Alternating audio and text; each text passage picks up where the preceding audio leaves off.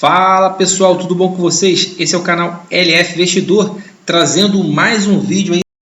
Eu tenho carteira agora sobre o ALZN11, Aliança Multiestratégia FI. O relatório dele está o mais fresquinho aqui, a gente vê o de junho, né? Nós estamos agora em julho, bem bacana.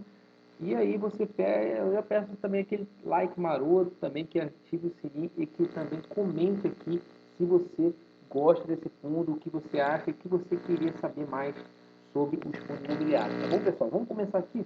Antes de passar o relatório gerencial, que está bem bacana, diga-se de passagem, ele está não só trazendo informações importantíssimas sobre esse fundo, como um panorama dos fundos imobiliários atualmente. E é bem bacana porque você vai descobrir aqui se está no momento de compra ou se já subiu muito. O que você acha? Comenta aqui no canal. Então, assim, já vou responder daqui a pouco o que eu acho, se já subiu muito, se é melhor aguardar ou se dá para comprar alguns fundos imobiliários. É a minha opinião. E talvez não seja o que você queira ouvir, mas é a verdade. Vamos lá. A LZN11, Aliança FOF, ele tinha um outro nome, o ticker AFOF11 antigamente. Ele tem um dos maiores dividend yield da categoria, 12,4. É um dividend yield bem expressivo e olha que ele já cresceu muito. Ele deu uma grande valorizada nos últimos meses. O seu pagamento é redondinho, 85 centavos, e isso é um bom dividendo, né, perante os pares. O patrimônio líquido dele é bem pequeno, 63,9 milhões, quase 64 milhões. E o PVP de 1,01. Já começo a falar aqui sobre algumas teorias. Eu gosto de investir no patrimônio líquido um pouco mais do que 100 milhões, no mínimo 100 milhões. Então, por que isso? Porque eu tenho pouco dinheiro aportado. Então, assim, para quem tem muito volume de dinheiro, aí o sarrafo já tem que subir lá para uns 300, 400 milhões. Mas para quem tem pouco, eu acho que acima de 100, 150 milhões já está de bom tamanho. Mas eu acho então é um ponto negativo, já começa ponto negativo nesse fundo, é o pouco patrimônio líquido. Mas o PVP dele está preço justo praticamente. Também gosto de aportar nesse período aí mais conturbado, um pouco abaixo do valor patrimonial. Então já também desanima um pouco. Mas você vai ver que ele é um ótimo fundo. Você vê que tem uma boa performance. Ele estava na casa dos R$ 87, subiu bastante, chegou a pegar o topo de R$ 96 e aí desceu com força, marcando o fundo aqui na casa dos 80 e agora subindo bem bacana, como nos livros, né? Você faz um zigue-zague ascendente. Então, tem tudo para continuar subindo aqui, próximo aos R$ 96, tá bom? Se ele continuar entregando um bom dividendo. Valor em caixa tem 300 mil, um valor em caixa expressivo, liquidez diária 67 também, não acho muito boa essa liquidez. E de acordo com o patrimônio líquido, o patrimônio dele é pequeno, a liquidez também não vai ser tão alta. Você vê que a liquidez, eu também gosto de uma liquidez acima de 150 mil, porque imagina se você tem 20, 30, 40 mil, você movimenta o mercado com essa liquidez aqui.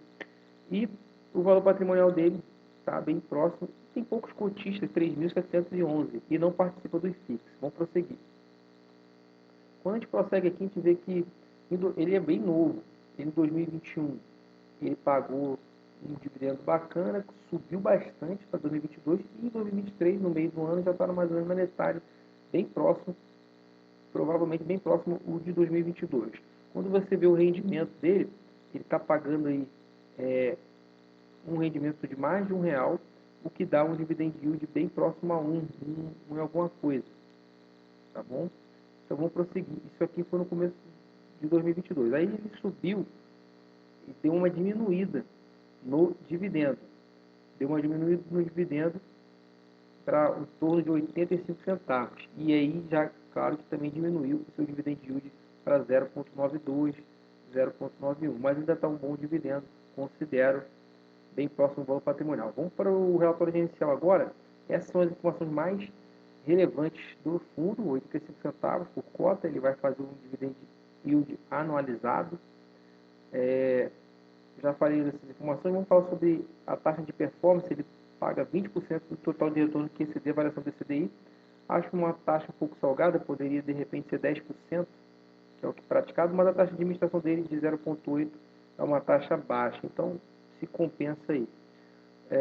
Ele está perdendo um pouco do CDI, mas o CDI também não dá para comparar, o CDI agora está muito grande. E aí é bem bacana que ele fala aqui as movimentações que ele teve, e teve um resultado extraordinário com venda de ativo, alienação de 35 centavos por cota. Então, isso aí é bem bacana que ele vai falando o que aconteceu. O lucro também de 6 centavos na posição do fundo LVBI. Vamos prosseguir. Então, os rendimentos deles estão bem próximos aí de anualizar, né, 0,85, que é basicamente, ele está bem dividido entre ganho de capital, rendimentos recorrentes e rendimentos de FIIs líquidos, tá bom, pessoal? Então vamos ver que a gente vê que ele teve um 79, queimou um pouco de caixa aqui, né? Então você vê que 70, mas ele também estava distribuindo menos do que o que arrecadava, tá? Então assim, ele fala aqui que tem uma teoria aí que ele tem ainda um desconto do valor patrimonial de suas posições, mas eu acho que está bem próximo ao valor justo, que é o valor que está atualmente. E a gente vê um comparativo de fotos do IFIX que eu acho bem bacana. Então eu vou até aumentar aqui um pouco a tela. A gente tem que ele está aqui, ó, ele é um dos mais, vamos dizer assim, caros, né, se a gente for pegar pelo PVP, mas também é um dos que mais entrega dividend yield. Então você vê que isso aqui até ele mostra, eu achei bem bacana, mas também não ajuda muito para a tese, né? Então ele não está realmente enfeitando o pavão. Então ele está ali com o dividend yield alto, mas também ele está um pouco mais esticado do que os outros. De repente pegar um desses aqui que está com o PVP mais descontado, por exemplo, o HGFF, mesmo ele não pagando um dividendo tão alto, de repente tem um ganho de capital mais expressivo. Eu vou até fazer um vídeo sobre esse HGFF também, que eu gostei bastante aí desse. E aqui ele vai falando da evolução do NTNB 35 em relação em FIX. Então, você vê que em janeiro de 2023 você tinha um spread maior, um spread aqui de vários pontos base. Depois essa curva foi fechando e agora ele já ultrapassou o NTNB. Ou seja, aqui você tinha, vamos dizer assim, valeria mais a pena estar investido no NTNB. E aqui você está rendendo mais o IFIX do que o NTNB. Essa curva se cruzou. Mas de repente, numa estratégia contrária, você poderia estar aportando aqui em fundos e segurando um pouco mais a mão aqui nesse momento atual. Eu interpreto dessa forma. Por mais que ele vai falar que o IFIX apreciou 13% em menos de 6 meses. Mas isso eu acho positivo para quem estava investido e negativo para quem quer aportar muito agora. Ele vai falar algumas coisas das suas posições e os CRIs emitidos num forte aumento no volume de CRIs, 6,6.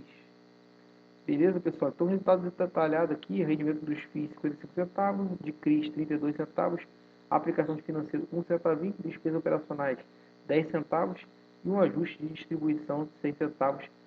Esse ajuste aqui, na verdade, ele foi a maior, então, na verdade, ele teve que dar um incremento de alguma reserva para poder pagar esses 85 centavos. E uma evolução do valor patrimonial por cota, na verdade, é bom investir nele quando ele está aqui, ó, embaixo. Ou seja, seu preço de mercado está bem menor do que sua cota patrimonial. Agora ele já encostou. Você vê aqui que ele já encostou.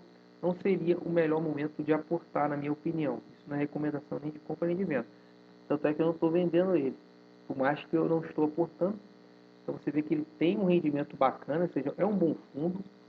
Talvez não esteja no melhor momento de compra, mas ele é um ótimo fundo, tem uma performance melhor do que o IFIX, quase dando mais do que o dobro, um spread de 21% no período, bem bacana, desde o início do IPO. E aqui as suas posições, não tem nada a mais do que 10% do seu PL e o rendimento mensal. Então você vê que a maior exposição é a da Aliança, da própria casa, né?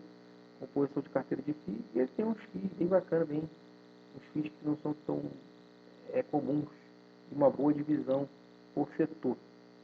Então nós temos a carteira de recebíveis, 29%, o CDI IPCA mais 9%, um CDI mais 4%, ou seja, bem bacana essa carteira, numa média de IPCA mais 9,5%, é muito alta. E uma LTV bacana de 58%, ou seja, uma LTV, quanto menor essa LTV, é melhor. Ou seja, a cada R$ 58 ele tem R$ 100 assegurado, bem bacana. E aqui você pode também ter ver uma expectativa do relatório do Focus, que ele também dá aqui no seu relatório gerencial.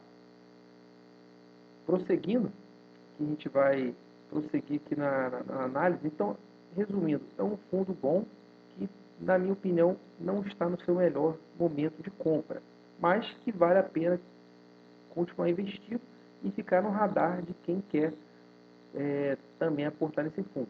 Para terminar aqui, a gente vê o IPCA mais 8,8 e CD mais 3,5, ou seja, é um bom, ele tem maior exposição em incorporação, que é um pouco mais arriscado, por isso que ele consegue ter aí, e ele tem uma boa diversificação entre CDI e IPCA. Então a gente pode prosseguir, que são os empreendimentos. Não vou tecer demais comentários aí de observações finais, considerações finais. Então é isso, pessoal. Espero que tenham gostado do vídeo. Um overview bem grande, que dá para a gente ver também como é que está se comportando os outros fundos do nosso IFIX. E perspectivas futuras, falei sobre o ALZM11, o fundo que eu tenho em carteira, estou gostando bastante da sua performance, ganhando um bom dinheiro.